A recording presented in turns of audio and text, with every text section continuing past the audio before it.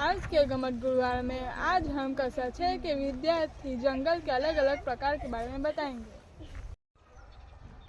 મિત્રો, હું તમને પર્વતીય જંગલ વિશે જણાવીશ। આ પ્રકારના જંગલો તેના નામ પ્રમાણે પર્વતીય વિસ્તારમાં જોવા મળે છે। સમુદ્ર સપાટીથી 1500 મીટરથી 2500 મીટરથી ઉગતી વનસ્પતિને શંકુદ્રુમ, શંકુ આકારને સોયાકાર પાંડાવાળા શંકુદ્રુમ વનસ્પતિ કહે છે।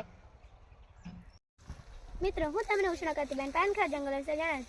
આ પ્રકારના જંગલો ભારતમાં ઘણા બધા ભાગોમાં આવેલા છે। તેઓ ઓછા ઘટાદાર હોય છે। તેઓ પાનખર ઋતુ દરમિયાન વૃક્ષો પાંદડા ખેડવે છે। આથી તેઓનો ઉજ્જડ પાનખર જંગલો તરીકે ઓળખવામાં આવે છે।